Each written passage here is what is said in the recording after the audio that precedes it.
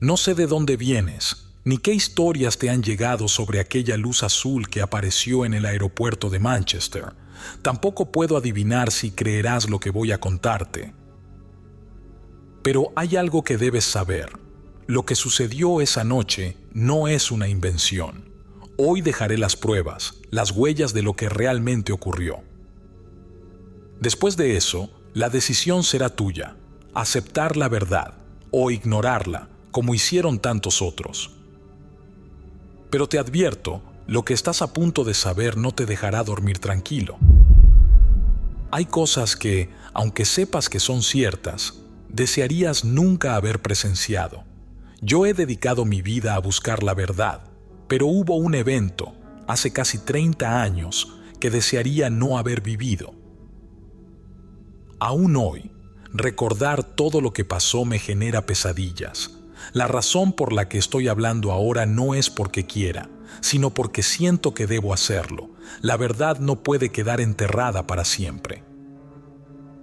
El año era 1995 y me encontraba en la cúspide de mi carrera como investigador y periodista. Había pasado años estudiando fenómenos que la ciencia se negaba a explicar y exponiendo lo que los gobiernos trataban de ocultar. Fue entonces cuando recibí una llamada que cambiaría mi vida. David Hansley, un investigador británico de fenómenos paranormales, me contactó desde Manchester, Reino Unido. Su voz temblaba y aunque trataba de sonar tranquilo, no lo conseguía. Jaime, no sé cómo decírtelo, pero algo aterrizó aquí, algo que no debería existir. Al principio pensé que era otro de esos casos de avistamientos exagerados o simples errores de interpretación, pero algo en su tono me inquietó. Hansley hablaba de un objeto volador no identificado que había aterrizado en el aeropuerto de Manchester. Según él, la gente no solo lo había visto, sino que algunos habían caído enfermos al acercarse. Aún recuerdo cómo terminó esa llamada. Tienes que venir, Jaime. Esto no es una broma. Si yo estoy en lo correcto, estamos ante algo más grande de lo que jamás imaginamos. No podía ignorarlo.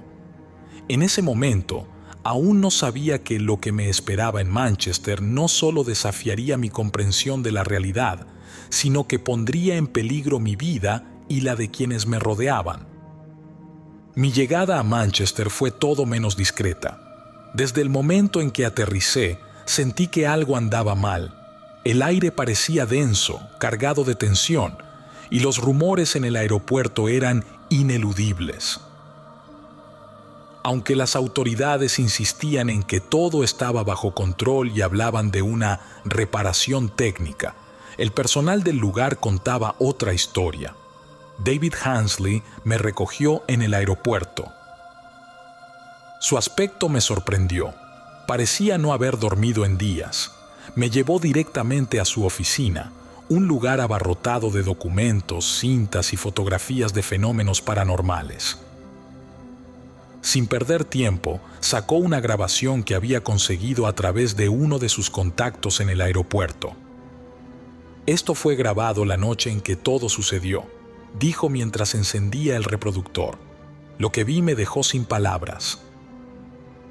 En la pantalla se veía una esfera azul, suspendida en el aire, sobre una de las pistas del aeropuerto. Su brillo era cegador, casi hipnótico, y parecía pulsar lentamente, como si tuviera vida propia.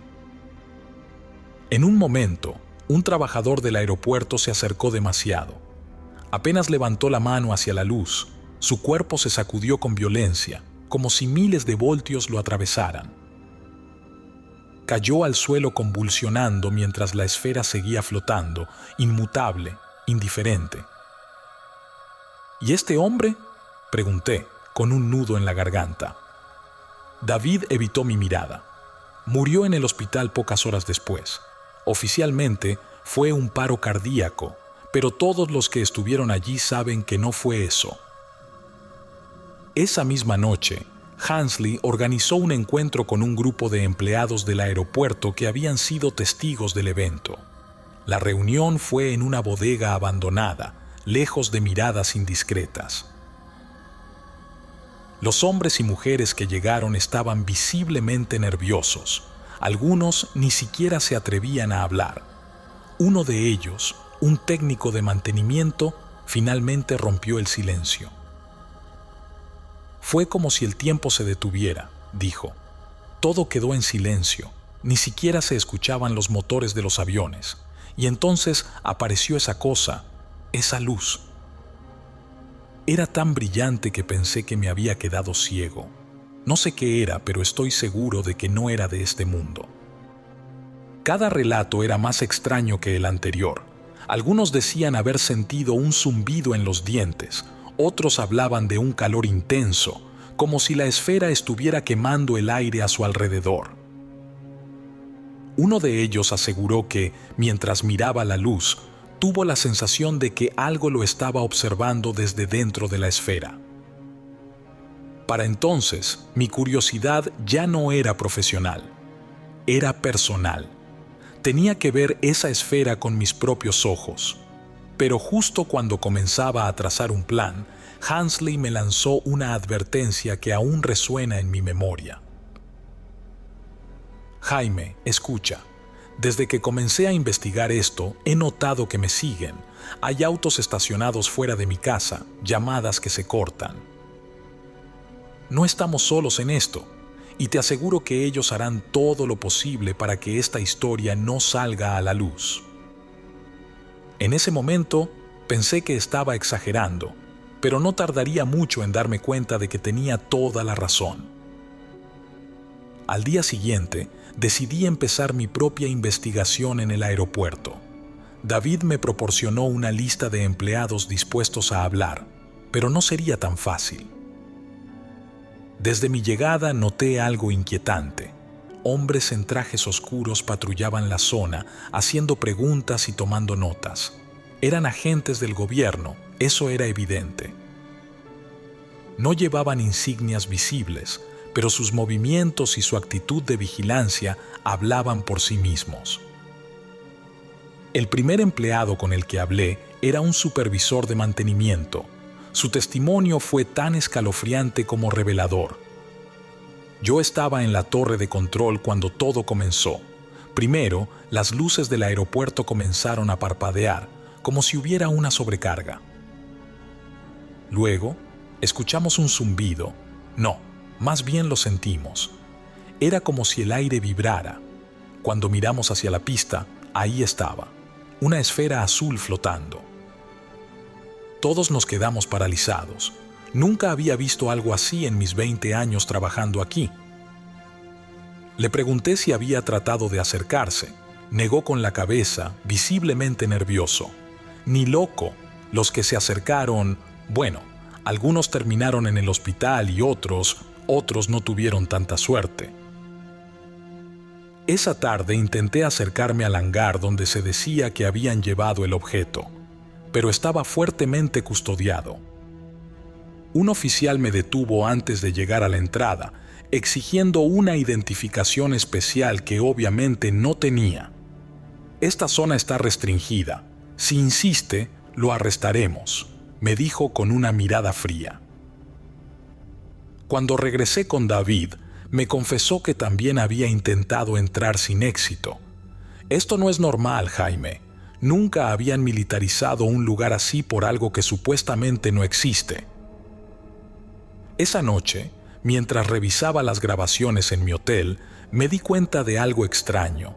Había un auto estacionado justo frente a mi ventana. Las luces estaban apagadas, pero podía distinguir la silueta de 2 personas dentro. Tragué saliva y cerré las cortinas. Estaba siendo vigilado. Más tarde, David y yo decidimos que debíamos infiltrarnos en el hangar. Estaba claro que las autoridades no iban a permitir que obtuviéramos respuestas por los medios convencionales. Fue entonces cuando uno de los contactos de David, un técnico del aeropuerto, nos ofreció su ayuda. «Puedo llevarlos al hangar, pero será peligroso», nos advirtió. «Si los atrapan, no sé qué pueda pasar». Aceptamos, conscientes de los riesgos.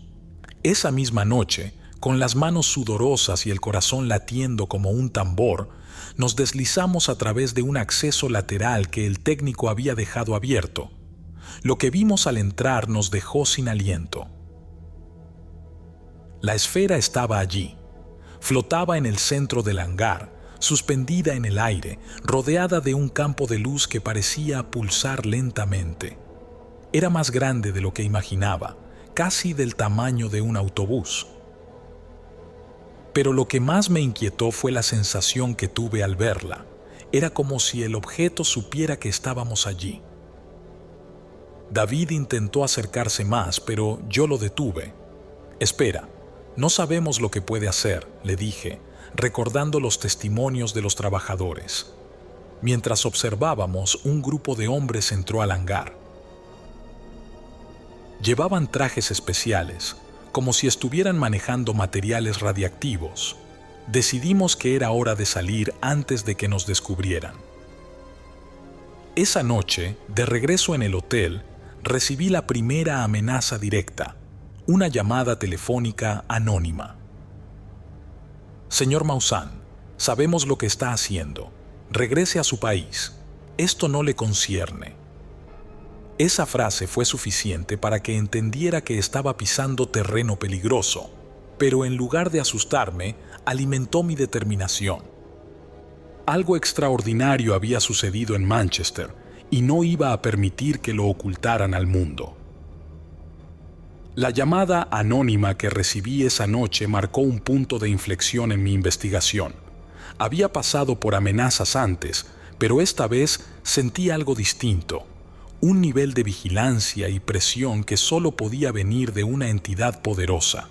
Aún así, no me detuve. Decidí presionar más a David Hensley para que compartiera todo lo que sabía. Nos reunimos en su oficina al día siguiente y noté que estaba más nervioso que de costumbre. Cerró las cortinas y bajó la voz antes de hablar. «Jaime, esto es mucho más grande de lo que imaginamos. He recibido información de alguien dentro del gobierno. Ellos creen que este objeto, no es solo tecnología avanzada. Es algo que puede interactuar con nosotros, con nuestra biología». «¿Cómo que interactuar?», pregunté, desconcertado.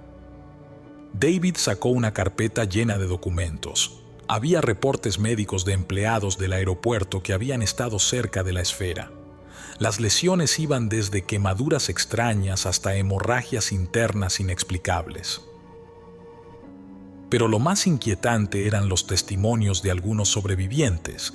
Describían sensaciones de ser observados, sueños vívidos con figuras luminosas y un sonido constante, como un susurro que no podían sacarse de la cabeza. Una declaración en particular me heló la sangre. Un técnico había escrito: «Mientras miraba la luz, sentí que algo me hablaba, pero no con palabras». Era como si entrara en mi mente y revolviera mis pensamientos. Esa noche, tomé una decisión arriesgada. Volvería al hangar. Esta vez, tenía que acercarme lo suficiente para obtener algo tangible, una prueba que pudiera llevar conmigo. Convencí a David de acompañarme, aunque estaba claro que él tenía serias dudas. A medianoche, regresamos al acceso lateral que el técnico había dejado abierto para nosotros. El hangar estaba en completo silencio, salvo por un leve zumbido que parecía provenir del objeto. Al entrar, noté que la esfera ya no flotaba sola. Había equipos instalados a su alrededor, cables conectados a computadoras y dispositivos que no reconocía. Los hombres que vimos la primera vez no estaban, lo que nos dio tiempo para acercarnos. Me acerqué lentamente, sintiendo cómo la temperatura aumentaba a cada paso. El aire se volvió denso, como si estuviera caminando contra una corriente invisible. De pronto, sentí un leve pinchazo en las sienes, como si algo intentara penetrar en mi mente. Me detuve en seco, pero no podía apartar la vista de la esfera. «Jaime, vámonos ya», susurró David tirando de mi brazo, pero yo estaba hipnotizado. No era solo una luz, había algo más en su interior, algo que no podía explicar. Parecía moverse. Justo cuando estaba a punto de tocar el objeto, un ruido metálico nos sobresaltó. Alguien había entrado al hangar. Rápidamente nos escondimos detrás de unos barriles conteniendo la respiración. Dos hombres en trajes oscuros y cascos comenzaron a inspeccionar la zona. Uno de ellos llevaba un dispositivo que emitía un pitido constante, como si estuviera escaneando algo. «Tienen que llevarlo cuanto antes. No podemos dejarlo aquí», dijo uno de ellos. El otro asintió. «El protocolo es claro. Si alguien más se entera, las consecuencias serán catastróficas». No esperé a escuchar más. Tiré de David y salimos del hangar tan rápido como pudimos. Apenas llegamos al auto, comencé a sentir un dolor punzante en la cabeza, como si algo estuviera presionando mi cráneo desde adentro. David me miró preocupado. «¿Estás bien?», preguntó. Le mentí. «Sí, solo necesito descansar». Pero sabía que algo no estaba bien. Esa noche tuve el primer sueño. En mi sueño estaba flotando en un espacio oscuro, rodeado por figuras de luz que no tenían rostro, pero que parecían comunicarse entre ellas. Aunque no podía entender lo que decían, sentía que hablaban de mí. Desperté empapado en sudor, con el mismo zumbido de la esfera resonando en mis oídos. Estaba claro que lo que había visto y sentido no era normal, y lo peor era que no tenía idea de lo que había traído conmigo al salir de ese hangar. La mañana siguiente, mi cuerpo seguía sintiendo las secuelas de la experiencia en el hangar. Un dolor punzante en las sienes y una sensación de cansancio extremo me acompañaban, pero no podía detenerme. Recibí un paquete esa misma mañana. El sobre, sin remitente, contenía una memoria USB y una breve nota escrita a mano. «Esto debe salir a la luz, pero si decides usarlo, prepárate para lo que viene». Con el pulso temblando, inserté la memoria en mi computadora portátil. Lo que encontré eran documentos clasificados, reportes oficiales y análisis que confirmaban mis peores sospechas. La esfera no solo era un objeto extraño, era algo vivo. Un informe señalaba que emitía impulsos electromagnéticos que interferían con el funcionamiento de los equipos electrónicos y, más alarmante aún, con la actividad cerebral de las personas cercanas. Entre los documentos había un video tomado desde dentro del hangar. Mostraba a un grupo de científicos trabajando alrededor de la esfera, midiendo sus propiedades. De pronto, uno de ellos se desplomó, agarrándose la cabeza y gritando. Los demás trataron de ayudarlo, pero segundos después comenzó a sangrar por los ojos y la nariz antes de quedar completamente inmóvil. El video terminaba con una advertencia en letras rojas. Prohibido el acceso sin trajes de aislamiento. Riesgo de exposición mental y biológica. David llegó a mi habitación poco después, visiblemente alterado.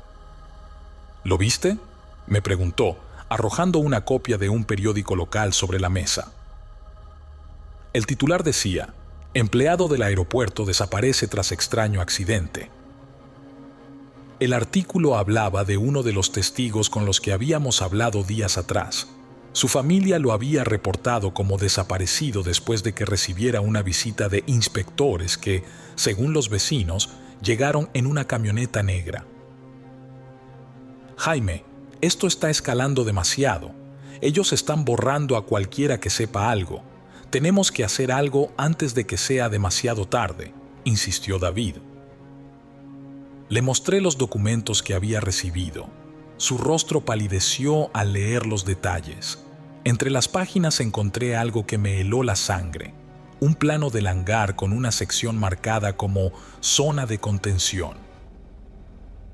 Según las anotaciones, habían intentado mover la esfera a una instalación subterránea, pero los transportes fallaban al entrar en contacto con ella. En una nota manuscrita, un científico escribió: "El objeto parece estar reaccionando. Su comportamiento sugiere inteligencia. Puede estar comunicándose o esperando". Esa misma noche, decidí arriesgarme una vez más. Con la ayuda de David, contacté a un ex empleado del aeropuerto que había estado presente durante la llegada de la esfera. Nos reunimos en un lugar apartado, lejos de cualquier vigilancia. El hombre estaba claramente afectado, con el rostro demacrado y una tos persistente. «No tienen idea de lo que están manejando», dijo con voz ronca. «Eso no es de este mundo, pero tampoco creo que sea extraterrestre. Es algo más, algo antiguo». Le pedí que explicara lo que había visto. Cuando apareció, las luces del aeropuerto se apagaron y el cielo se tornó de un color extraño, como un gris opaco. Todos sentimos un zumbido como si viniera desde adentro de nuestras cabezas.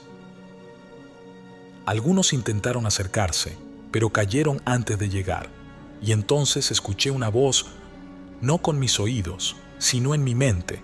No sé qué decía, pero sentí que no era para nosotros, era para algo o alguien más. El hombre comenzó a toser violentamente. Le ofrecí agua, pero la rechazó. «No importa lo que haga, no voy a mejorar», dijo, mostrándome llagas en sus brazos. «Esto me está matando, y a ustedes también, si siguen investigando». Esa fue la última vez que lo vi. Días después, su cuerpo fue encontrado en un callejón, etiquetado como muerto por sobredosis en el reporte policial. Sabía que eso era otra mentira. De vuelta en mi habitación, no podía dejar de pensar en las palabras del hombre, algo antiguo. ¿Qué significaba eso? Mientras revisaba los documentos una vez más, me encontré con una referencia a un lugar que no reconocí, una base militar en una región remota de Escocia. El archivo señalaba que la esfera había sido trasladada allí la noche anterior. Sabía lo que tenía que hacer, aunque implicara enfrentar a quienes ya me tenían en la mira. El viaje a Escocia fue el tramo más peligroso de mi vida. Sabía que si ellos se enteraban de que estaba detrás de la pista, no dudarían en hacerme desaparecer. Me las arreglé para llegar a las afueras de la base militar mencionada en los documentos. Era un lugar desolado, rodeado de colinas y neblina que ocultaba cualquier movimiento. La seguridad era extrema, vallas electrificadas, cámaras de vigilancia y patrullas que recorrían el perímetro constantemente.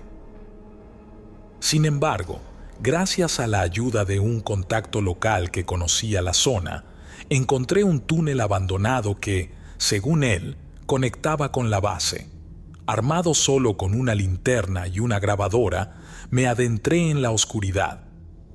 El túnel olía a humedad y a metal oxidado. Cada paso resonaba como un eco interminable, y mis nervios estaban al límite.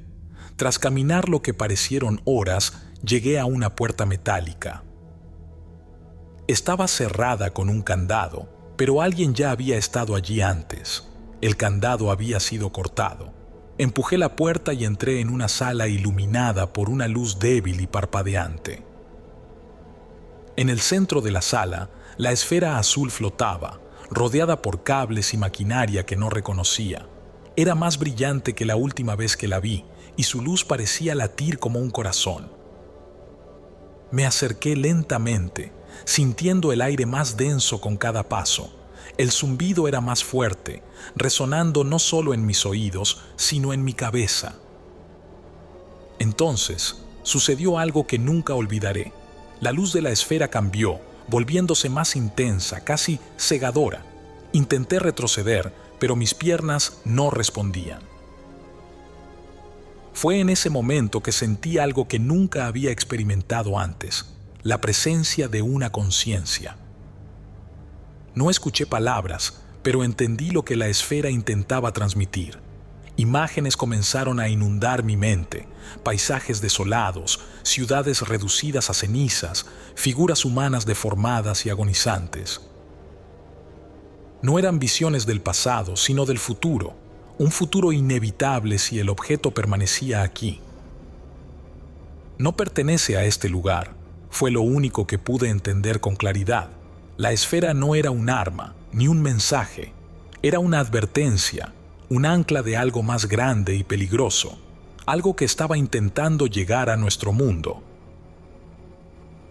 De pronto, el zumbido alcanzó un punto insoportable. Mi cabeza parecía a punto de explotar y caí de rodillas, llevándome las manos a las sienes.